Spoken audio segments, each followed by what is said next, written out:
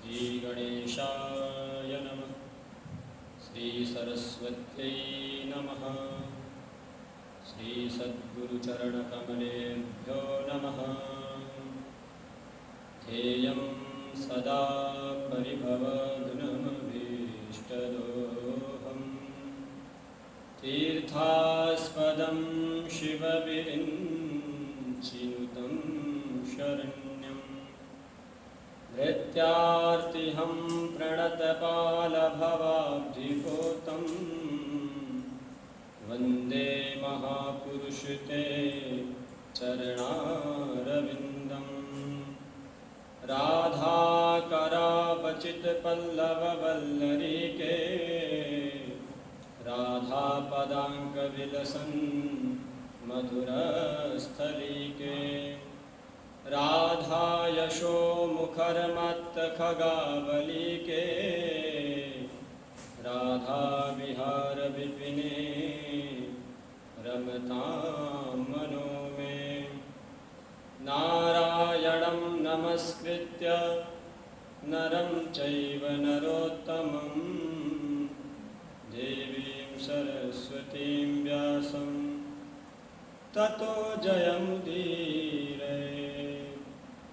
जय जय श्री राधारमण जय जय नवल किशोर जय गोपी चित चोर प्रभु जय जय माखन चोर जय जय माखन चोर। बोलिए श्रीमद् भागवत महापुराण की जय। व्यासनंदन आदरणीय श्री सुखदेव जी महाराज की, श्री परीक्षित जी महाराज की, सब संतन की, सब भक्तन की।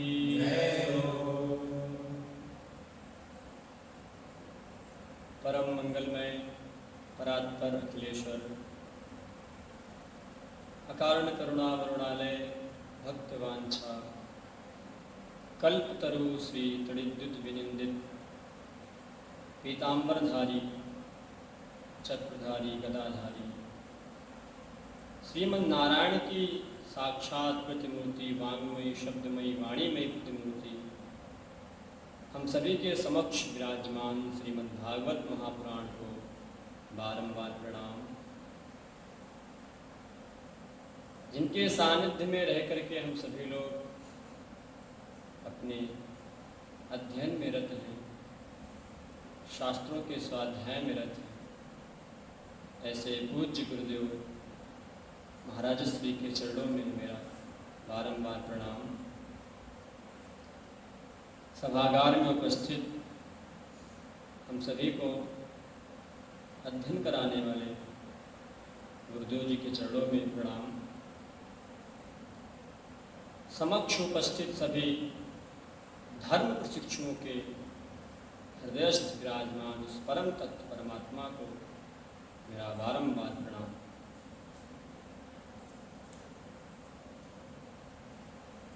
आइए हम सभी लोग कुछ क्षण श्री हरि नाम संकीर्तन में प्रवेश करते हैं। उसके बाद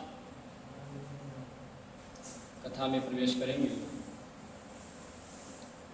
राधे राधे गोविंद गोविंद राधे राधे राधे गोविंद गोविंद राधे राधे राधे गोविंद गोविंद राधे राधे गोविंद गोविंद राधे राधे राधे गोविंद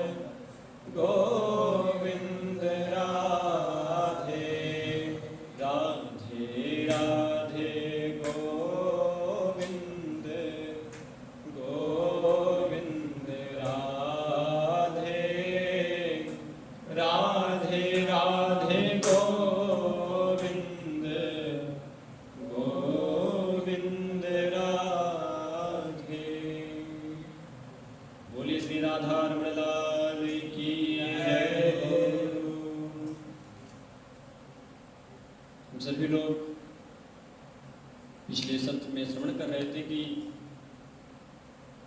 सनत कुमार जी नारद जी महाराज को बता रहे हैं कि सत्कर्म कितने प्रकार के होते हैं।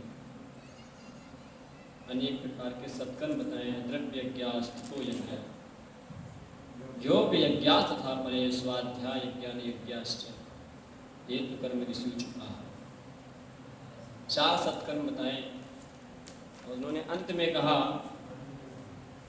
ज्ञान यज्ञ होता है जो सर्वश्रेष्ठ यज्ञ की तुम बात करते हो ना।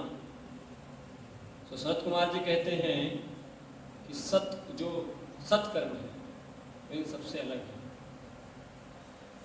सत्कर्म सूचको नूनम ज्ञान यज्ञ स्मृतो बुधैः श्रीमद्भागवतालापः सतु गीतः शुकादिभिः। यदि तुम सर्वश्रेष्ठ सत्कर्म की बात करते हो नारद, तो सर्वश्रेष्ठ सत्कर्म है श्रीमद्भागवत सप्ताह ज्ञान यज्ञ प्रवचन। श्रीमद्भागवत सप्ताह ज्ञान यज्ञ सबसे श्रेष्ठ सत्कर्म प्रवचन है, जिसमें 4 यज्ञ आ जाते हैं। द्रव्य यज्ञ, तप यज्ञ, योग यज्ञ, स्वाध्याय यज्ञ। 4 यज्ञ जिसमें हो जाते हों, ऐसा श्रीमद्भागवत ज्ञान यज्ञ सबसे श्रेष्ठ है। हे नारद जी, सुखदेव जी ने जो परीक्षित को कथा सुनाई थी, वही भागवत की कथा यदि तुम भक्ति, ज्ञान और वैराग्य के लिए करवाओगे तो निश्चित ही इसका प्रभाव आपको देखने को मिलेगा। नारद जी कहते हैं कि श्रीमद्भागवत में 4 यज्ञ कैसे प्राप्त हो जाते हैं। सनत कुमार कहते हैं जैसे हमने भागवत कथा कराई तो द्रव्य यज्ञ हो जाता है, उसमें ब्राह्मणों को दान देते हैं, जो भी लगता है उसमें खर्च जितना भी लगता है भागवत में, उसमें द्रव्य यज्ञ हो जाता है, क्योंकि भगवान के लिए जितना खर्च होता है वो सब द्रव्य यज्ञ में चला जाता है। और योग यज्ञ इस प्रकार होता है, कोई संत आ गए, कोई बीच में महात्मा जी आ गए सुनने के लिए कथा। योग अर्थात मिलना, योग मतलब मिलना होता है, तो उनसे मिलना ही योग यज्ञ हो जाता है। और स्वाध्याय यज्ञ तो होता ही है, नित्य प्रति भागवत जी का पाठ। तो 4 यज्ञ इसमें प्राप्त हो जाते हैं। तप यज्ञ भी हो जाता है, क्योंकि 7 घंटे 8 घंटे नित्य प्रति भागवत जी का बैठ करके पाठ करना, अनुष्ठान में पूजा करना, उसमें भी 4 घंटे बैठना पूजा करना, तप यज्ञ भी हो जाता है। तो ऐसा जो भागवत सप्ताह ज्ञान यज्ञ है ना, इसमें 4 यज्ञ हो जाते हैं। इसलिए सर्वश्रेष्ठ यदि यज्ञ कोई है तो वह श्रीमद् भागवत कथा ज्ञान यज्ञ। सनत कुमार जी कहते हैं कि भागवत की कथा तुम भक्ति, ज्ञान और वैराग्य के लिए करवाओगे तो निश्चित ही इसका प्रभाव आपको देखने को मिलेगा। नारद जी कहते हैं वेद वेदांत घोषैश्च गीता पाठै प्रबोधितं भक्ति ज्ञान विरागाणां नोदतिष्ठत्रिकं यदा। नारद जी कहने लगे, अरे मैंने तो वेद का पाठ किया, वेदांत का पाठ किया, गीता का पाठ किया, लेकिन जब इनका पाठ करने के बाद भी कुछ नहीं हुआ तो केवल भागवत सुनाने से क्या हो जाएगा। भागवत भी तो वेद से ही निकला हुआ है। मैंने तो साक्षात वेद का पाठ कर दिया, वेदांत का भी पाठ कर दिया, गीता का भी पाठ कर दिया। जब इनके पाठ से कुछ नहीं हुआ तो केवल श्रीमद् भागवत के पाठ से क्या हो जाएगा, केवल भागवत अकेला क्या कर लेगा। तब सनत कुमार जी महाराज कहते हैं वेदोपनिषदा सारात् जाता भगवती कथा अत्युत्तमा ततो भाति पृथग्भूता फलाकृति। सनत कुमार जी कहते हैं कि वेद जो है वो वृक्ष है और भागवत उसका पका हुआ फल है। बिना वृक्ष के फल कभी होता है क्या? और जो स्वाद फल में होता है वो वृक्ष में होता है क्या? यदि आप सोचें कि फल ना आए, हम सीधे वृक्ष की डाली को खाना प्रारंभ कर दें, तो कैसा कैसे संभव हो सकता है? जो स्वाद फल में है वो वृक्ष में नहीं हो सकता, लेकिन जो रस है फल में उसकी जड़ से ही आता है। वृक्ष की जड़ से ही उस फल में रस आता है, बिना वृक्ष के फल नहीं हो सकता। जैसे कि घी होता है, दूध का सार होता है, लेकिन जो काम घी करता है वो क्या दूध करेगा? यदि हम दीपक जलाएं और घी खत्म हो जाए, घी का दीपक हो, घी खत्म हो जाए, हम तो चलो कोई बात नहीं, घी खत्म हो गया तो क्या हुआ, दूध तो है, दूध से तो बनता है घी। हम जाके दूध डाल दें उसमें तो दीपक तो बुझ जाएगा, क्योंकि जो काम घी कर सकता है वो दूध नहीं कर सकता। बना भले घी दूध से है, लेकिन घी का अस्तित्व अलग है, दूध का अपना अलग है। तब नारद जी को जब अनेकों दृष्टांतों से समझाया सनत कुमार जी ने, तब जाके नारद जी का संशय मिट गया। हाथ जोड़कर बोले कि शास्त्रों को कितना भी आप पढ़ लो, कितना भी अध्ययन कर लो, परंतु आप जैसे संतों का सत्संग किए बिना शास्त्रों को अच्छी प्रकार से समझा नहीं जा सकता। पर आप जैसे संत भगवत कृपा से ही मिलते हैं, अपने प्रयास से नहीं मिलते हैं। जो संतों का सत्संग है अपने प्रयास से नहीं मिलता, बल्कि भगवान की कृपा जब होती है तब जाके सत्संग प्राप्त होता है।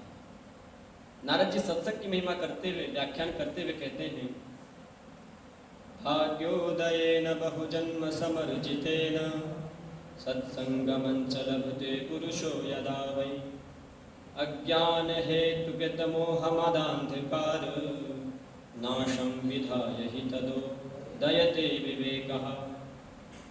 नारद जी कहते हैं, जब अनेक जन्म के पुण्य उदय होते हैं, जन्म जन्मांतर, कल्प कल्पांतर, युग युगांतर के जब भाग्य उदय होते हैं, तब जाके सत्संग हमें प्राप्त होता है।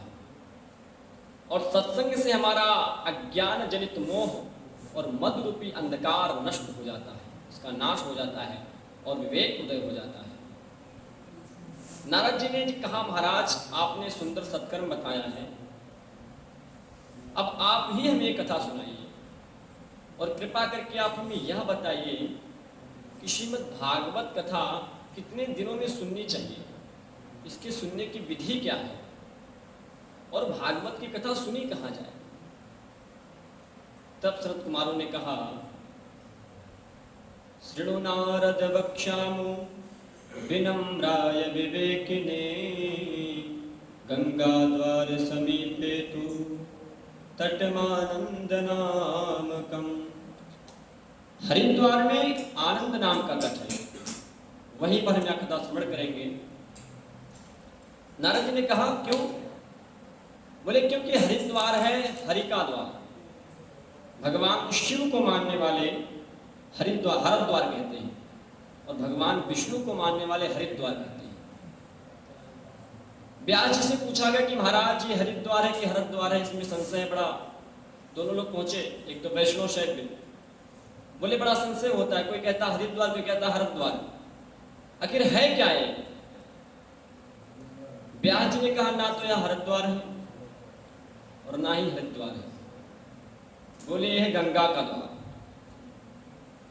व्यास जी महाराज ने शैव और वैष्णव के बीच के झगड़े को ही मिटा दिया, समाप्त कर दिया, क्योंकि गंगा जी का संबंध हरि से भी है और गंगा जी का संबंध हर से भी है। भगवान शिव के जटाओं में गंगा जी है और भगवान विष्णु के चरणों में गंगा जी है। इसलिए हरि और हर में भेद करना ये मूर्खता है, क्योंकि हरि हर एक ही है। हरि हर एक है दोनों, न एकम है न वो कम है। हरि हर एक है दोनों, न एकम है न वो कम है।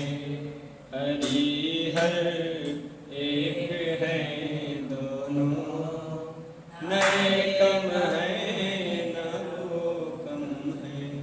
हरि हर दोनों एक ही, इनमें भेद नहीं करना चाहिए। सनकादि कहते हैं कि यहाँ संत भी आएंगे, हरिद्वार में जब कथा होगी वहाँ संत भी आएंगे, क्योंकि संत भी रहते हैं और गृहस्थ भी आएंगे। हरिद्वार में कथा का आयोजन हुआ, निश्चित हुआ। सनक, सनंदन, सनातन, संत कुमार चारों भाई नारद जी के साथ हरिद्वार आए।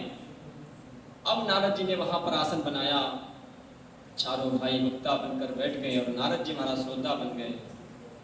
जब संतों को पता चला तो कहते हैं, भृगुर वसिष्ठश्च वनश्च गौतमो मेधा तिथिर देवल देवरातो रामस्तथा गादिसुतश्च शाकुलो मृकुंड पुत्रात् जगत्पलादाः।